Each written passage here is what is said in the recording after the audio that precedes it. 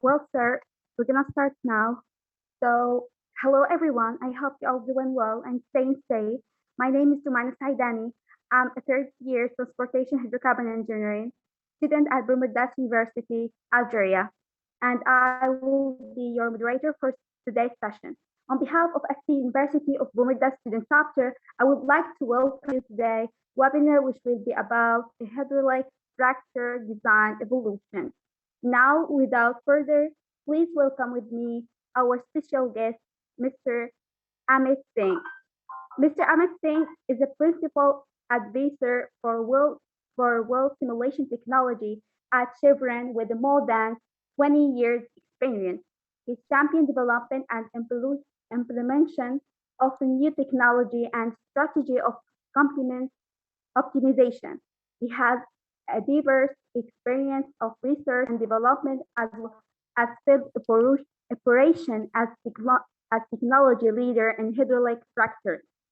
He holds a bachelor's degree in petroleum engineering from India Institute of Technology, ESM, Denmark. He has published over than 25 technical papers and been speaker at multiple international conferences and workshops. He is also a committee member of SPE Hydraulic Fracturing Technology Conference and Youth and associate editor of SPE Production and Operation Journal. Before we start, let me remind you guys, please write your question in the chat box below and mute your mic, please. Amit, can you hear me now? Yes, I can hear you, Jumana. Yes, please, you can start, and the mic is yours, totally yours. Okay, thanks a lot, Jumana, for the nice introduction, as well as for the SPE committee or the student chapter for inviting me for this talk. So I hope the 1 hour that you are investing in here is useful to you.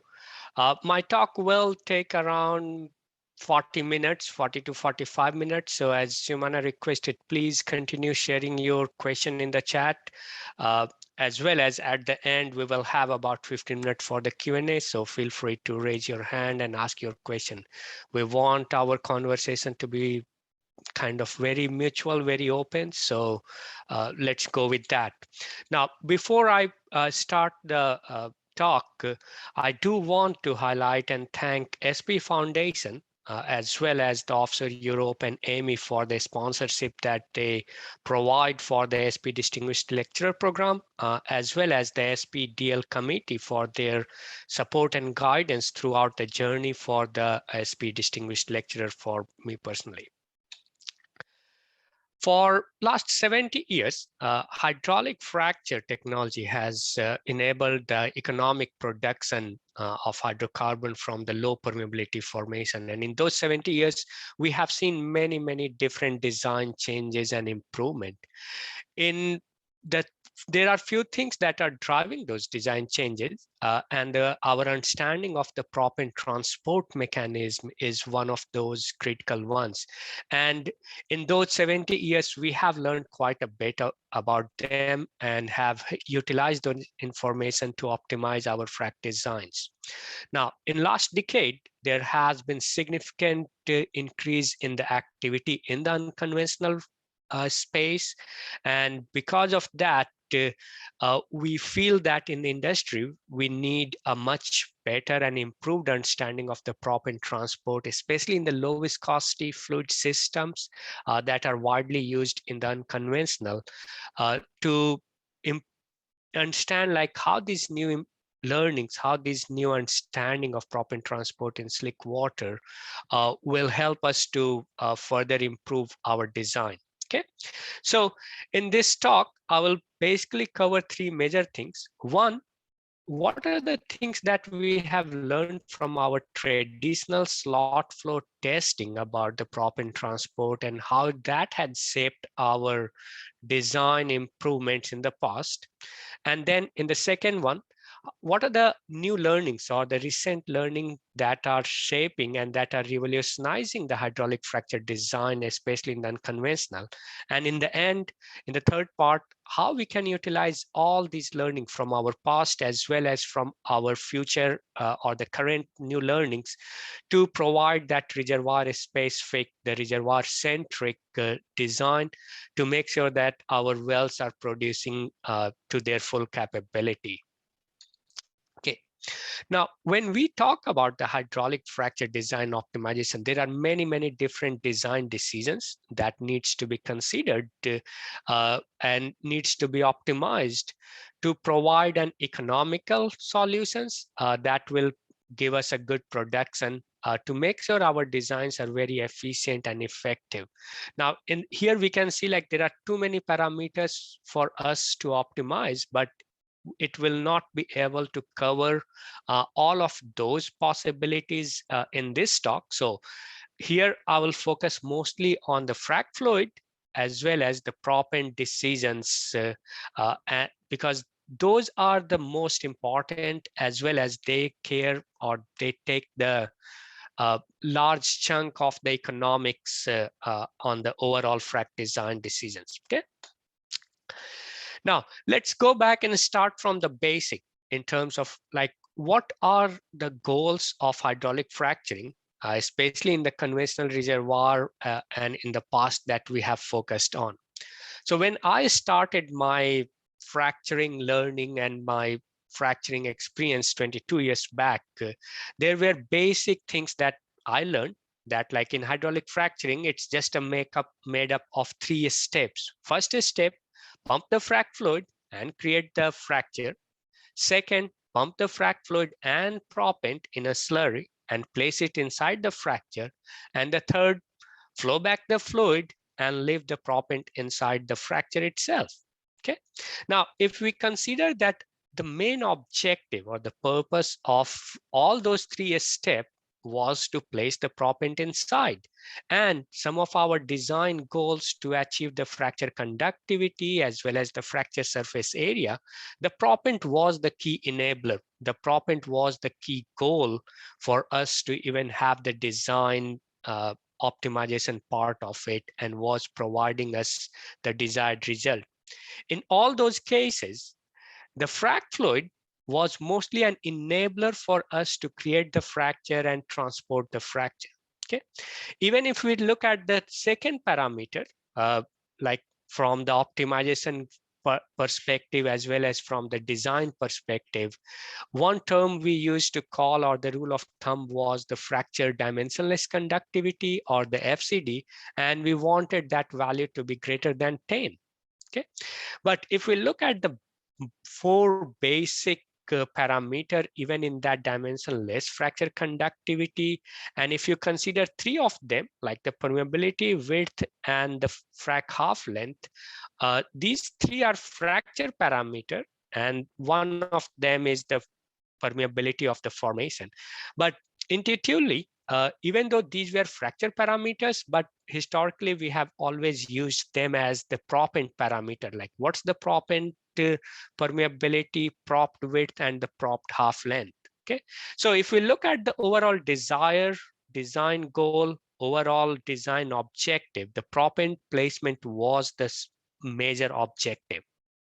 Now, if we think about like, okay, so if we want to effectively place the proppant inside the fracture, how can we achieve it? And one method is that like, well, if we can reduce the settling velocity of the proppant, then we can transport it further. So it's important for us to understand like, okay, so how the proppant transports in the slurry and how can we reduce the settling velocity? And that's where the Stokes law in terms of our maximum settling velocity V for the spherical particle comes into picture, and we need to look at like what are our available parameters to optimize. There are 3 major things that you will see here. One, what's the diameter of the particles that we are trying to place? So if we can reduce the size of the particle, then we can reduce the settling velocity. But since we were looking to maximize that conductivity, we wanted larger diameter, and it was not too much of an option. The second is, if we can reduce the specific gravity or the difference in the specific gravity of the proppant and the fluid, then we can reduce that settling velocity. But sand being the main proppant parameter around 2.65 specific gravity, and water, there was not much room to play here. Though in the industry, we did look at the opportunity, or industry came up with a neutrally buoyant proppant, low specific gravity proppant as well. So one thing that was left is the viscosity of the frac fluid. And that's where the industry in the last 70 years focused heavily on to optimize our frac fluid viscosity to improve the proppant transport. So let's look at that, how we kind of learned from it, from the traditional slot flow test equipment.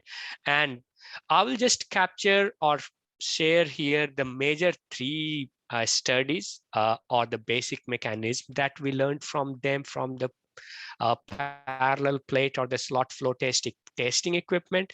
But if you will go and see, like on the One Petro or some other places, the historical studies, you will find more than 500 and 1,000 papers. All universities, all pumping company, research company have some kind of a slot flow equipment that they utilize to understand the proppant transport. So it will not be possible for me to cover all of them. So I will focus on the major three. The first one, in the early 50s or late 50s, basically, Kearns and Perkins, they pioneered and they initiated that proppant transport study.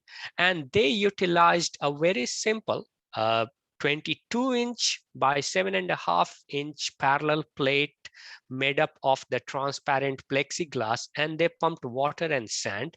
And they did observe the proppant dune formation, where the proppant was settling in the water, that what we were expecting. And they also observed that the proppant that was injected first will settle close to the inlet, and the proppant injected later will travel farther. So we did observe, like in the water, we will have a limited proppant transport capability. And that's where the increased viscosity, like the low viscosity requirement came in. And Medlin and Sexton in 85, they did additional studies with the 20 feet long test setup, but only 1 feet height. And they observed basic three mechanisms. One, the fluidized layer transport, viscous drag, and the turbulence. So these three basic mechanisms they observed.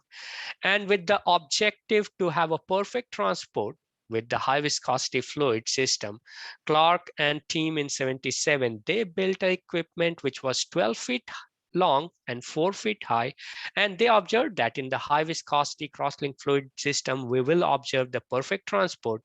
But in addition to that perfect transport, they also observed the clustering impact of the proppant on the proppant settling. So we could see, like, with time, there was an increased viscosity as well as improved learning to improve our transport capability.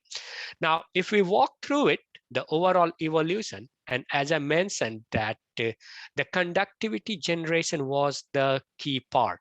And that's why if we look at the historical evolution, we could see in the proppant selection that started with low concentration sand, but with time, the larger particle, higher strength, man-made ceramic proppant, everything was utilized in the industry to achieve that higher conductivity. And in order to transport them better for the frac fluid, where it started with just the water, which had the imperfect transport, but with increased viscosity and in like kind of crosslink fluid, delayed crosslink fluid, viscoelastic, all kind of improved transport capability was utilized there. But that's when the unconventional came in around 2010, and we are back to the low concentration sand. We are back to the poor transport capability or the imperfect transport capability with slick water. And as I mentioned, with this coming back and completing the whole complete cycle, the question came like, what can we do to improve our proppant transport, especially in the slick water? Okay.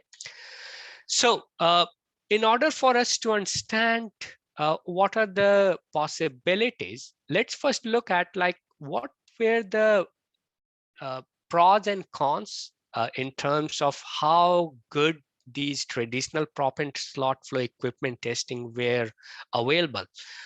You might have noticed when I showcased the three examples of the parallel plate testing was that all of them were of the constant width. They all had a linear flow capability. There was no flow on the top or bottom boundary. Now, if we consider these flow mechanism or the slot flow equipment setup, we could see and we can conclude that this setup was nicely built to capture the basic flow mechanism of the proppant. Okay, and basically to understand like how the proppant will transport and the effect of the viscosity, size, etc. But if we consider or if we put them into the subsurface condition and think like how representative this slot flow equipment was for the actual fracture, then we can easily conclude that it was able to capture only a small fragment of the fracture and not the full fracture, because within the full fracture, we might not be expecting the constant weights and things like that. Okay, so if we take a look of what kind of fractures we are expecting in the subsurface, even in the early 80s, Warpinski and the Sandia Labs team, utilizing the Nevada test site, they had observed from the Mindback study that the fractures in the vertical directions are tortuous and complex. They are not just a straight line, but there is a tortuosity and complexity there in the vertical direction, as well as uh, recently, like some of the hydraulic fracture test site studies in 2018 publications by GTI in Permian Basin in US, they showed from the cored or the slant core well that the fractures are tortuous and complex, not only in vertical, but also in the transverse direction or the fracture growth direction. So that poses as a question that what kind of fracture shape and profile we are expecting in the subsurface, and how can we represent that in our slot flow setup to make sure that our understanding of the proppant transport represents what kind of fracture shape and profile we are expecting in the subsurface. So in this slide, we can take a look like in historically of like as we were using the high viscosity frac fluid system, and our conceptual model was showing that like we will have a uniform, very well placed kind of elliptical fracture, and the slot flow setup with the constant width, no leak off from the top and bottom, was nicely able to represent that till certain degree. And even with low viscosity, if the proppant settles, it was able to capture that.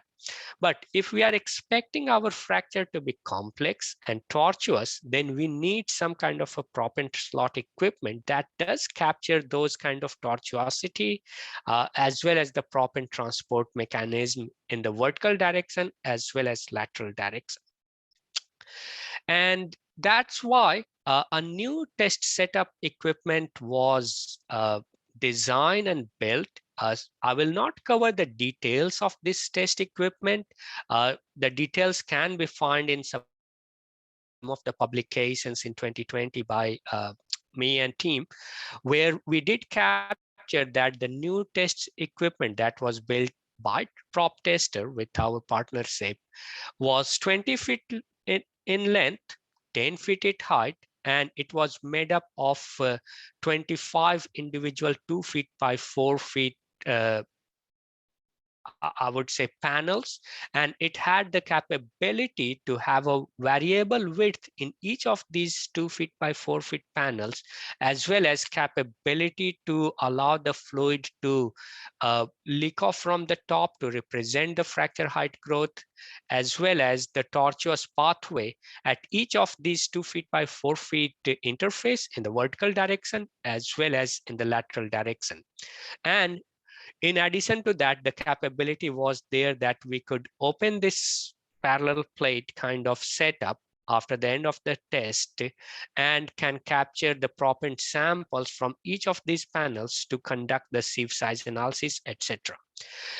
We did conduct around 25 tests, and the industry is doing many more tests with this equipment. So in subsequent slide, I'm going to capture or share what are the new learnings, what are the advanced learning that we had from this new equipment, and as well as how we validated those with the field observation, and how those information is going to help us to think about what are the new design practices or improvement we need to do, as well as it does explain why the new design changes are happening in the industry. Okay, so first part, how does proppant transport in the slick water, and what's the impact of the proppant size?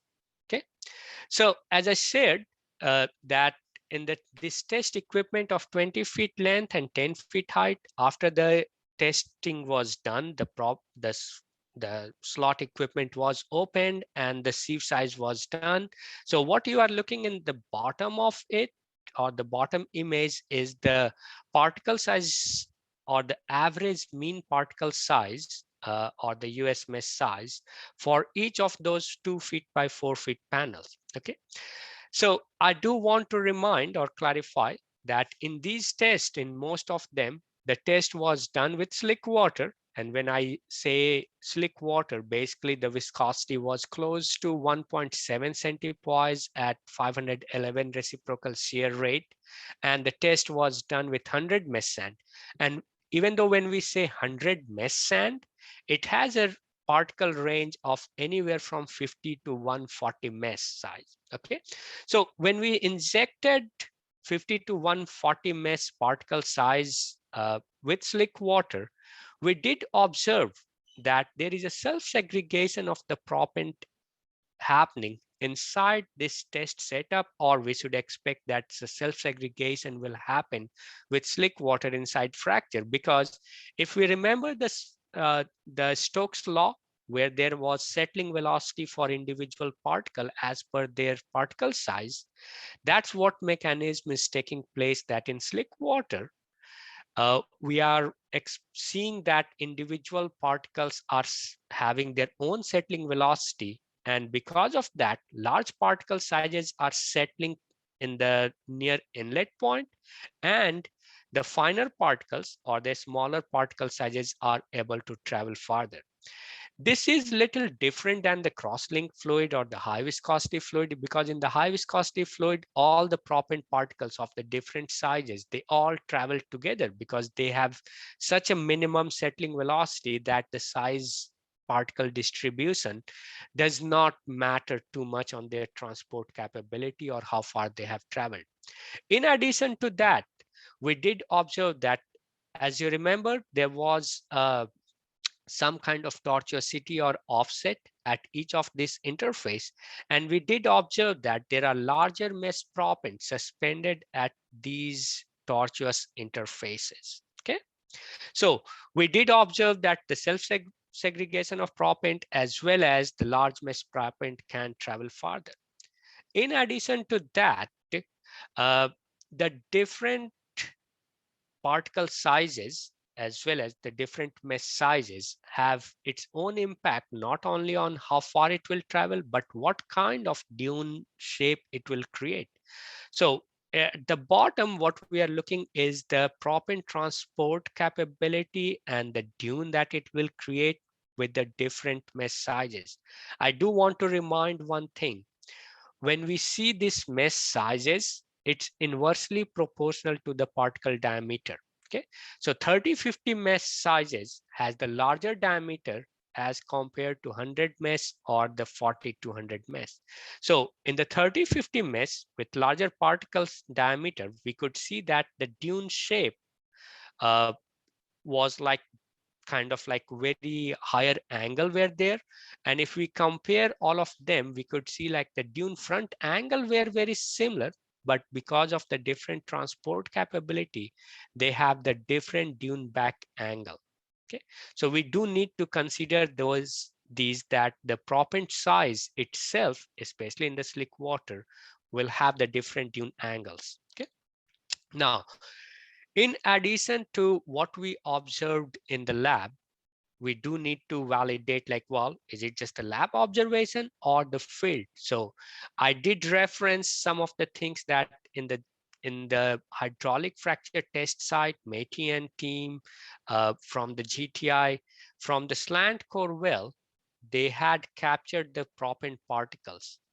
Okay, I hope you have heard about the hydraulic fracture test site. If not, I will definitely recommend to take a look at that. In that study, uh, there was a slant core well drilled after the wells were fractured. Okay, so a well was drilled and the cores were acquired after the wells were hydraulically fractured in the horizontal wells.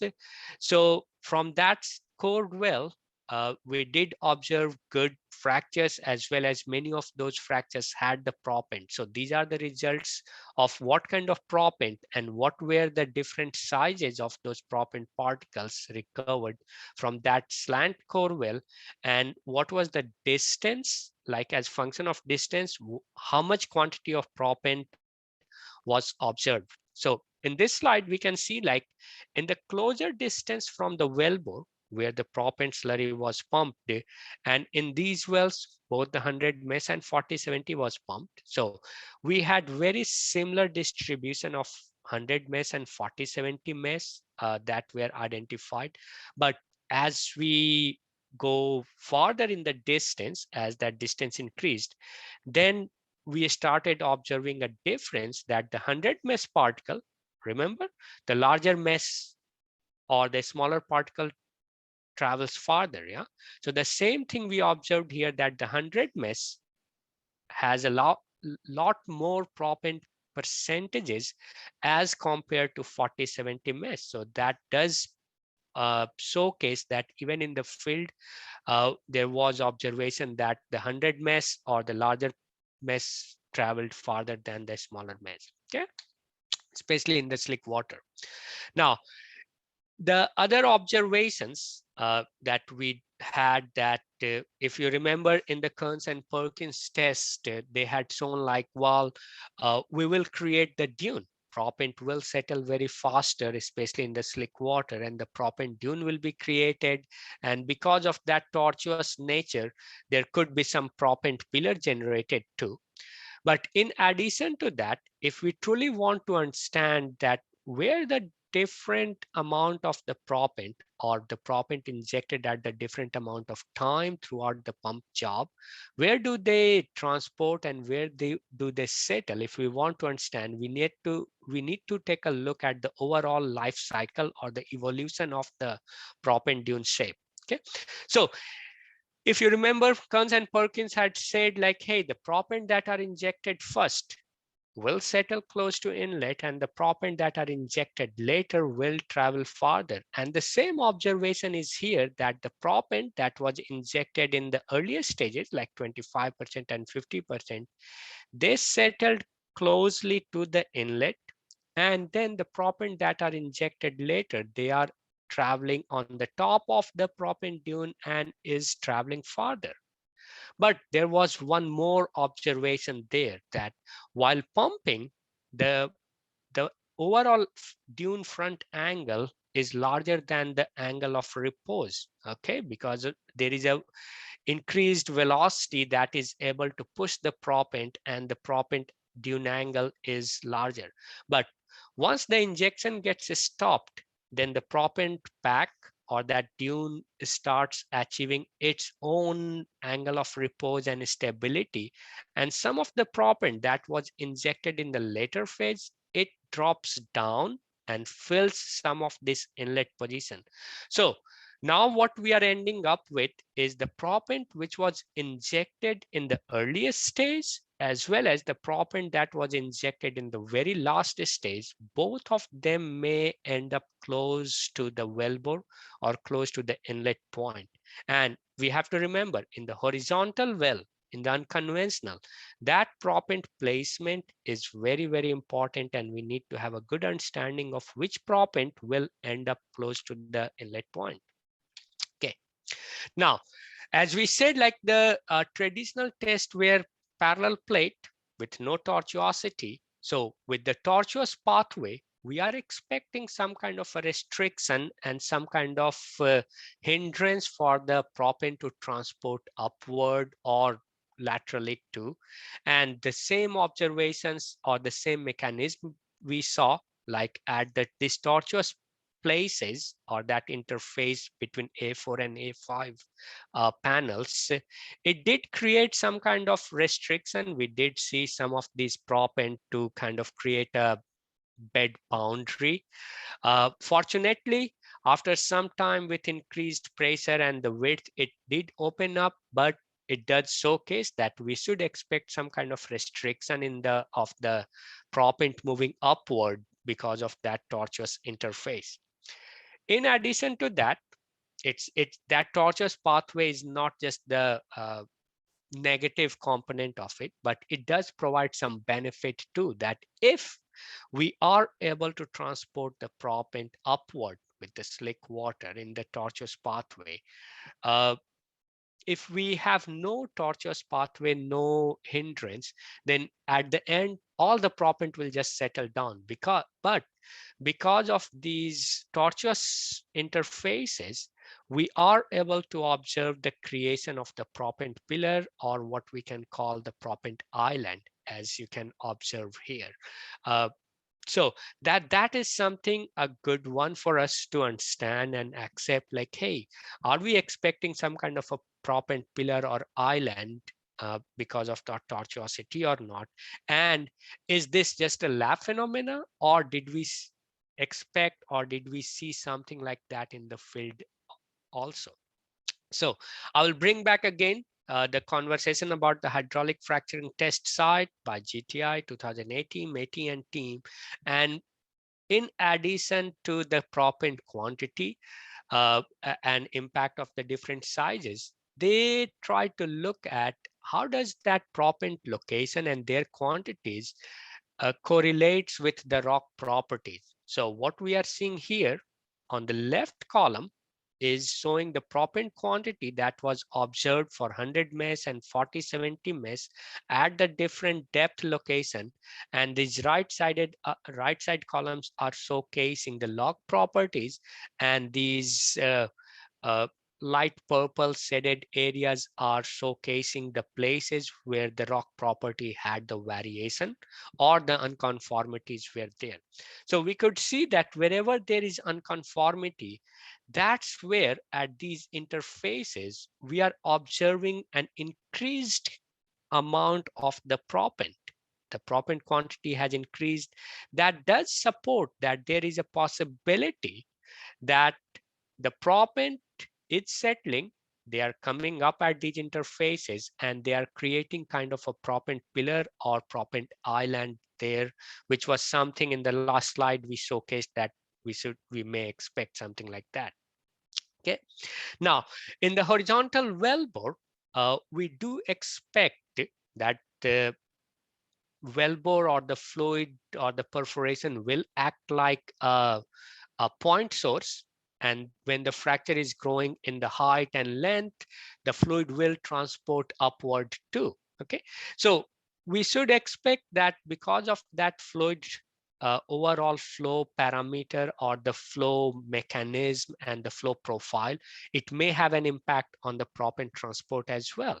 Okay, so if we compare these two plots, in the left hand plot, we have the slick water 100 mesh proppant with just the linear flow uh, of the slurry in the equipment with no leak off from the top. And on the right side, we have some of the leak off port opened from the top, and which is simulating that kind of fluid flow behavior or the flow profile representing the fracture height growth. And you can easily see the shape of the dune as well as the overall transport distance has changed because of that. When we are expecting the fracture to grow in the height and the flow behavior to happen like that, we should expect that the proppant will transport better. That flow profile itself may help. Okay, and because of these interfaces or tortuous, we could see that there were some proppant pillars we should expect as well. Okay, now in unconventional fracture, in addition in addition to the main planar fracture, we are expecting some secondary fracture, and the question comes like, well, how should the proppants transport or the dune effect may change in the secondary fracture? Okay, I do want to put a disclaimer. The proppant entry into the secondary fracture will depend a lot on what kind of fracture width we have in the secondary fracture, as well as what kind of proppant we are trying to place inside those secondary fracture as compared to the width. So if we do not have enough width and if the particle sizes are larger, then we will not have any kind of entrance of the proppant in the secondary fracture. But in the cases that we have enough width and the particle sizes are small, then we should consider, or we need to think about like, okay, so how does the proppant will transport there? Some of the studies that Sahai and Miss Clemens in 2014 had done, where they had the planar fracture and they had some of the secondary fracture, and they did observe that some of the transport mechanism that we had observed in terms of the dune creation, the proppant settling early versus late, the impact of the fluid velocity and gravity, all of them are very similar in the secondary fracture as well, because we could see again here that the proppant that was injected early is settling first, it's still creating that dune effect, and the proppant that injected later will have the same effect. So the secondary fracture, especially in the slick water, we should expect very similar behavior uh, as the primary, as long as there is enough fracture width and the proppant sizes are suitable. Now, as we were talking about the slick water, we saw the dune effect. You did hear a lot about like, hey, we have the imperfect transport, the proppant is settling very quickly. And because of that, the industry again asked like, well, why not go back to increased viscosity? We know that if we increase viscosity, we will have a better transport. So why not go back to high viscosity? Because it improves the transport, yeah? And that's where the term high viscosity friction reducer, not the gel fluid, but just the same friction reducer that we are using in the slick water. If we can increase its percentages and increase its viscosity, can it help us to improve the transport and minimize some of the uh, limited capabilities and the challenges we are expecting? And the answer is yes. With high viscosity friction reducer, with higher viscosity, we will have a improved transport capability. So we can definitely solve the challenge of the improved transport, but we have to be careful with the two risks that it may provide. Because, and one challenge is, with the increased viscosity, the net pressure of the fracture will increase, the fracture width of the fracture will increase, and if we are pumping the same volume of the frac fluid, our fracture surface area will decrease because we have higher width. Yeah, so the higher viscosity may reduce the surface area, as well as the another risk is the prop and pack connectivity to the wellbore. Remember, in the horizontal well, unconventional, we have the point connection of the fracture to the wellbore. We have only 5-inch, 6-inch of the wellbore and the casing through which the fracture is growing. Okay, so if we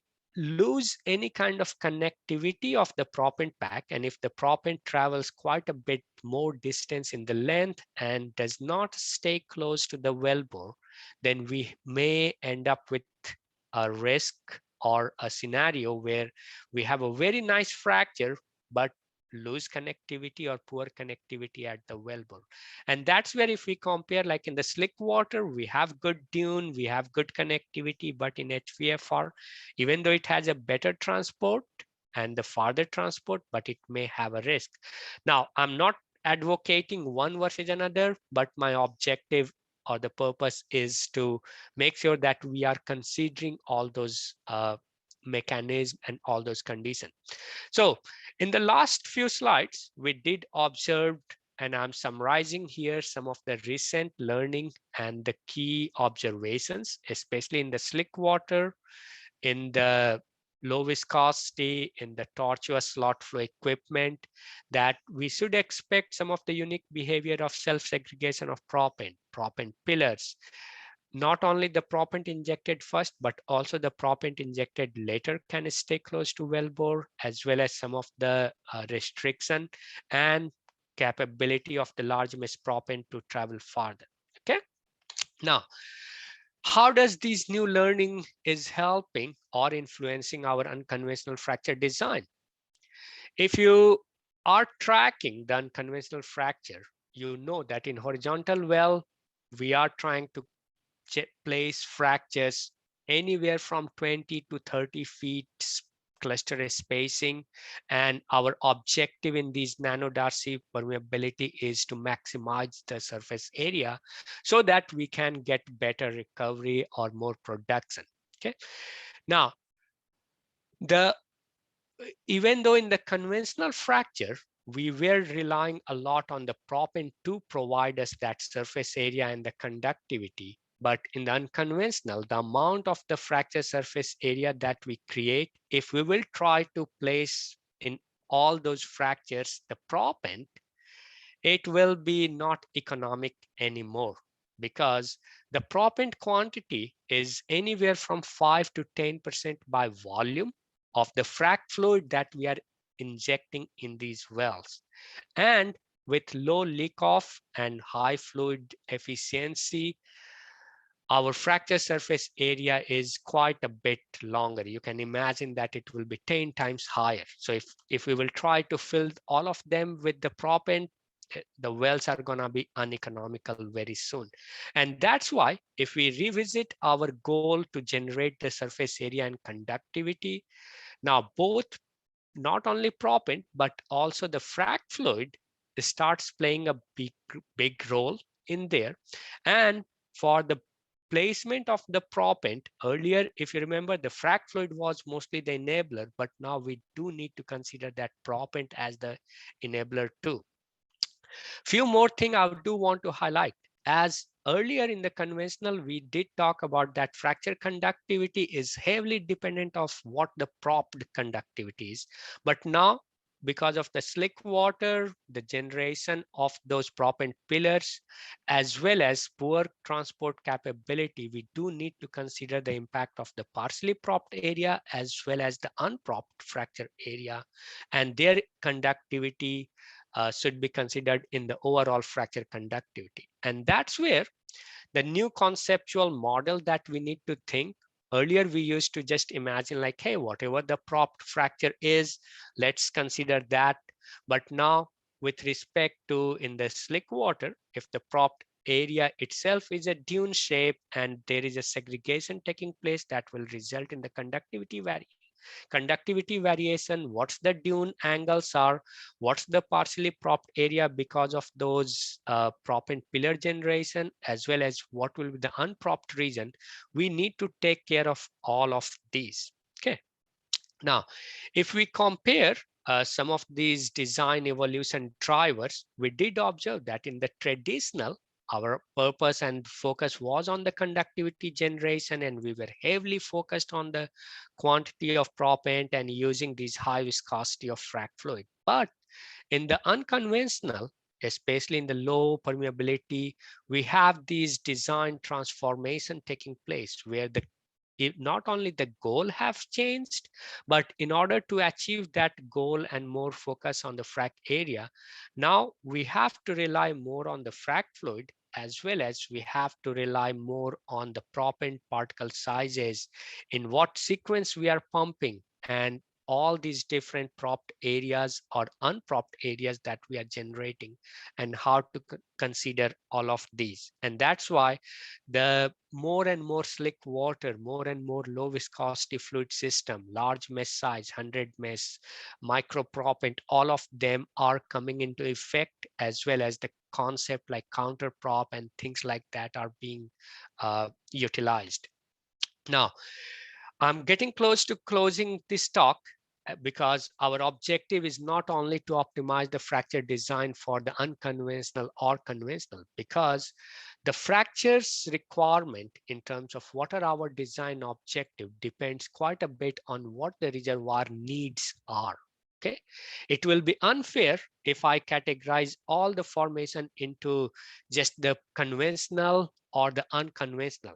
The, the formation requirement in terms of what kind of fracture it needs, what kind of surface area it needs, what kind of fracture conductivity it needs, it lot depends upon what the formation needs are, what the permeability is, as well as what kind of fracture shape and profiles we are expecting.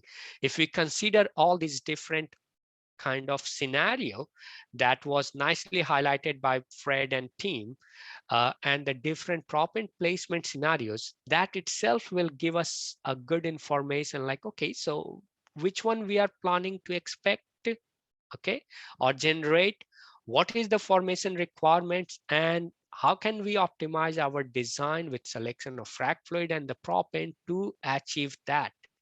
And that's where I will summarize that we have to be very careful and we have to be looking for the reservoir centric hydraulic fracture design. As I said, we need to prioritize what the reservoir needs are, what kind of fracture shape and profile we are expecting. We need to understand how that proppant transport will take place and how that may result in the different kind of conductivity regions.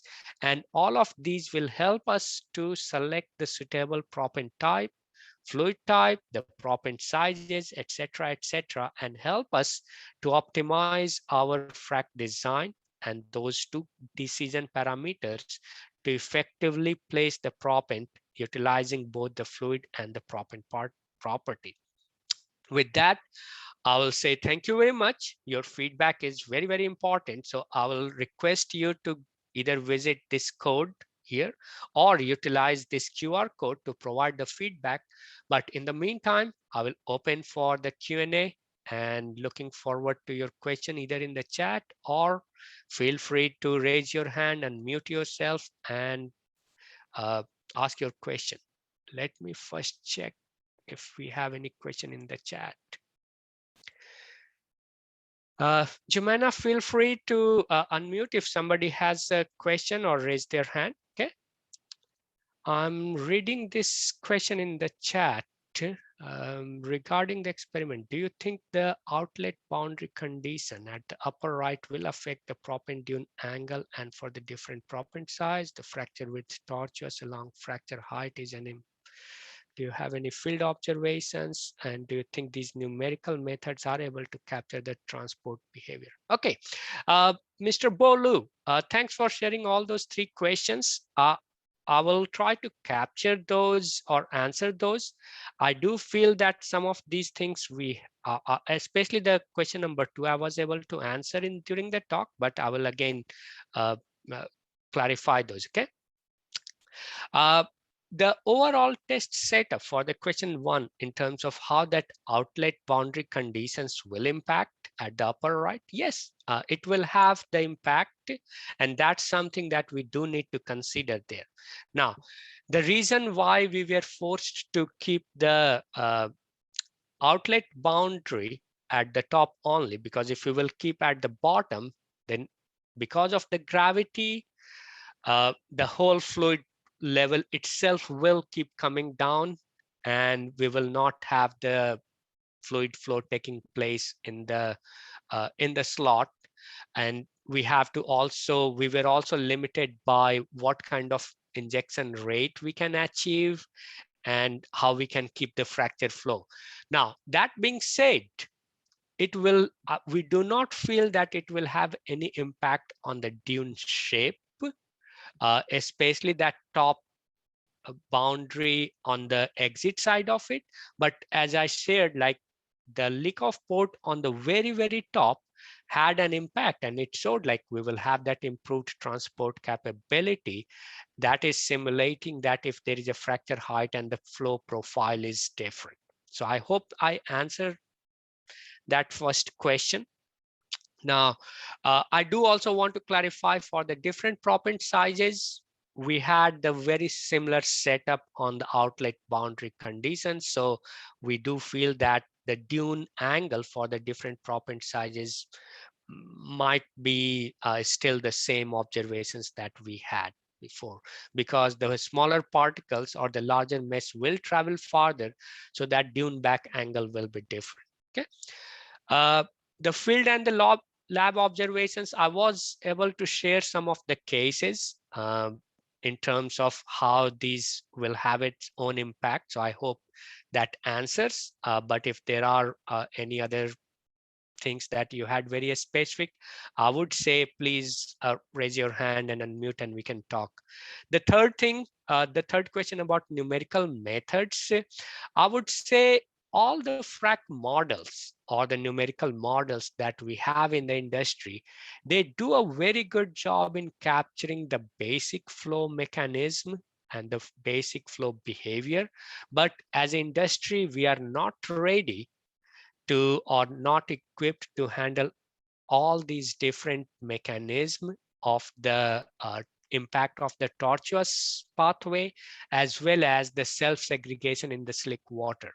Now, that being said, I don't want to market any company or something, but I do want to share that uh, in ResFrac, they have the capability that we can define the 3 different proppant particles at the same time, and they do capture like those 3 different particles, but it still does not capture the overall mesh size ranges, particle size distribution, something like 50 to 140 mesh. You can imagine it will have the whole kind of particle size distribution and its own impact. So it does not do the full capture, but it does capture 3 of those. Now, there are some publications where Schlumberger tried in kinetics to capture the impact of that tortuous pathway, but some of our recent conversations we had with them that they were not there yet.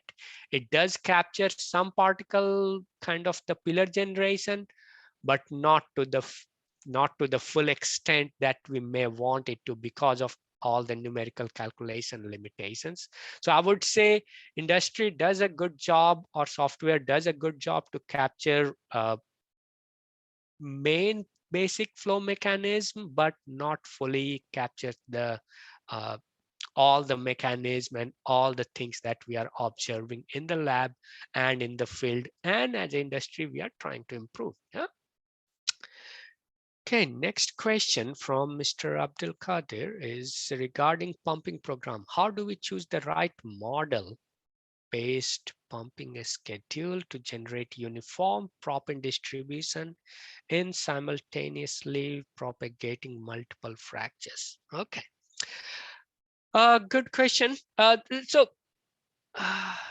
there are few things we need to consider. Yeah? One is in unconventional, in the horizontal wells, these days we are pumping anywhere from 10 to 20 fractures are growing simultaneously in the different perforation clusters. Yeah.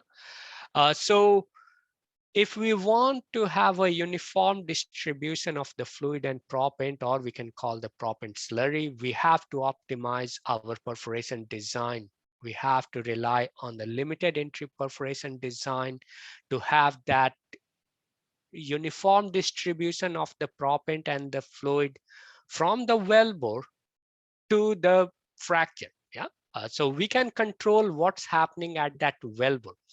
Once the fluid and the proppant lifts that perforations and lifts the wellbore and goes inside the fracture, and there are simultaneous fractures are growing, then there are lot many mechanisms, lot more interference interactions are taking place. So we do not have too much control over that.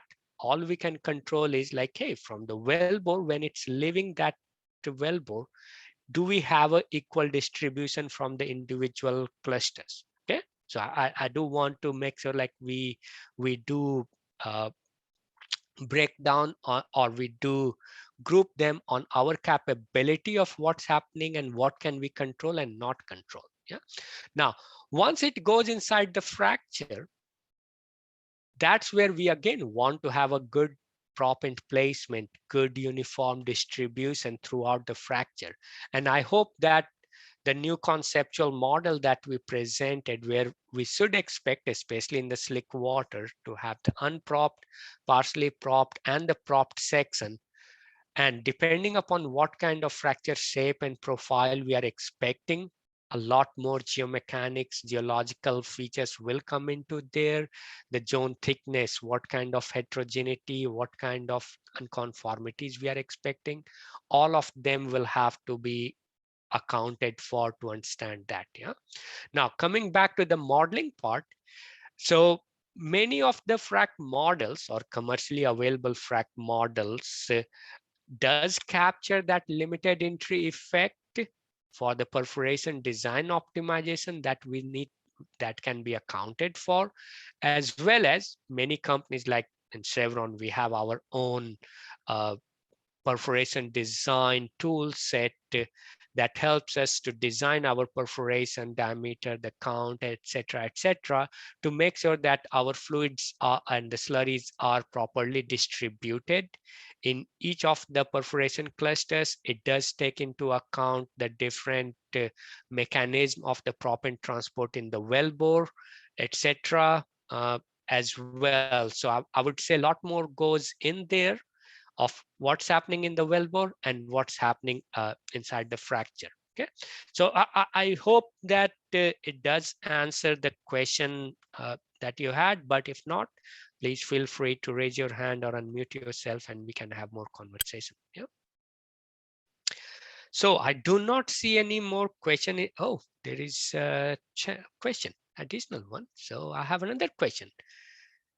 Is the proppant efficiency a time-dependent parameter? I mean that after fracking, is there any chance that the next reservoir production affects the latter through the time? And what do we have to think? So, Abdul Qadir, I will request you to help me understand, what do you mean by proppant efficiency? Reservoir production affects the latter through the time. Can I, like for the keeping the fracture open? Uh, can I request our co-host to please unmute Abdul Qadir to make sure like we have a good conversation, because otherwise I'm struggling to understand like what do you mean by proppant efficiency part. Jumana, can you help or somebody can help? Yes, sir. Yes, I will unmute Mr. Carter. It's okay. Okay, sir. So what I'm meaning is that when injecting the propane is for the purpose of keeping fracture open, and what if after the reservoir production will affect this this one, the efficiency of keeping the fracture open? Okay, yeah. So that comes in terms of like, hey, which kind of proppant particle, what should be their strength, and will depend quite a bit on what kind of stress environment we are in terms of what that in situ stress is, what kind of effective closure stress we are expecting on the proppant, and which kind of proppant materials we want to utilize. Will that natural sand itself is sufficient for the low stress environment, or do we need that high strength man-made ceramic proppant for the high stress environment? Now, I would also share that the overall proppant, and that's why I had shared in that proppant evolution, yeah, that as we were looking for more and more conductivity, okay, and as we were looking for like, or most likely going into that deeper wells where we have the high stress environment, we do need that high strength proppant. Okay, that's where we have to consider those man-made ceramic proppant. But I would want to also highlight that in unconventional, when we are most of the design, especially in the US-based unconventional frac jobs in the shale, we do pump anywhere close to 20 to 30 million pounds of proppant in each well. And that's where the economic comes into picture, that like, hey, so can we economically utilize our gold standard best proppant that will keep the fracture conductivity overall or not? Yeah.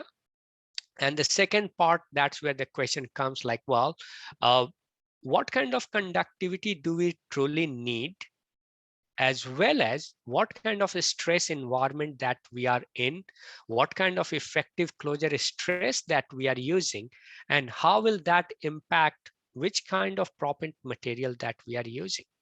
Now, I do want to also highlight here that as we are talking more about the proppant conductivity, as I highlighted in the unconventional fracture, there will be a large percentage, and I can tell you anywhere from 50 to 90% of the fracture could be either the unpropped fracture or the partially propped fracture. Okay, so we have to consider what kind of conductivity those unpropped and those partially propped fracture, especially if they are in the far field, they will have that conductivity that can help us to produce hydrocarbon through it. Another thing to remember is what kind of conductivity do we need, which kind of fluid type, what kind of a flow rate we are expecting to produce. Because if you have a single well with single fracture, and if you are trying to produce at, I'll just throw a number like 3,000 barrels per day, yeah, that flow requirement, the flow capability or conductivity requirement will be very, very high for the single fracture. But if the same flow if the same flow rate, like 3,000 barrels of barrels per day production, if we are expecting from the horizontal wells, where we have 500 fracture placed, then each fracture has to produce only 6 barrels per day. So the flow capability or the flow conductivity requirement of the fracture will be entirely different, because now we have to flow only 6 barrels per day as compared to 3,000 barrels per day. Yeah? So I'm not saying one versus another, but I'm saying we do need to consider all these different mechanisms of what are we trying to flow, what's the conductivity we need, what kind of stress environment that we are in, which kind of fluid system we will use. That will start driving what kind of proppant material, the strength, the particle size, etc., etc. And on top of that, what kind of transport capability we will have, or the mechanism we will have, that will help us to select the right size of the proppant, right type of the fluid, and right type of the pump schedule too. Okay, so I hope that answers. Yes, thanks. Yeah, so I hope that answered. Okay, next question from Busad is strength of the proppant and resistance. So it does is included in this study. Okay, no, we did not consider, or in this talk, we did not capture the impact of the proppant type selection. Now, I do want to share, as I highlighted, like there are many decisions for the hydraulic fracture design that we need to consider. All of them I cannot, or we cannot consider or include in there, but the suitable proppant type in terms of what the strength would be, does it meet the API recommended strength from the crust, from the conductivity requirement, all of those things we do consider. And I would definitely recommend that we need to consider as per the reservoir need, what the reservoir needs are, and to account for that. The focus on this talk, not this study to be there, but the focus of this talk was on the transport capability, understanding of what are the different mechanisms of the transport that we need to be aware of, And especially in the unconventional and in slick water, some of these new things that we are observing on the proppant pillar, particle segregation, impact of the size on the transport, etc., were the focus. So I hope, Buzzard, that does answer your question. Okay. Do a high strength proppant affects the fracture in the low stress environment? Rania, that's a good point. It will. So the high strength proppant, if its specific gravity is higher, which most of the time the high strength proppant has the higher specific gravity because those are man-made, and if we want that high strength, we have to make it less porous space in that man-made proppant, and because of that it has higher specific gravity. Yeah? So if it has a higher specific gravity, and if we revisit our Stokes law, if we are using the slick water, we will have a poor transport. Yeah, it will deposit very quickly, or it will settle very quickly in a near distance. Yeah, so from the proppant transport, it will have its own impact. Now, whether it's a low stress or the high stress, transport will not have too much impact, but the overall flow capability will have an impact. Even though, as I said, like, hey, in the low permeability, maybe we do not need a large conductivity, especially in the far field, but we have to understand that in the near wellbore area, where all that hydrocarbon is kind of a spherical flow or the circular flow, you can imagine that all those flow from the fracture is coming to that 6-inch wellbore, and they are kind of concentrically coming. That's where the flow capability needs to have. So that's why we need a good connectivity of the proppant pack to the wellbore in the near wellbore area.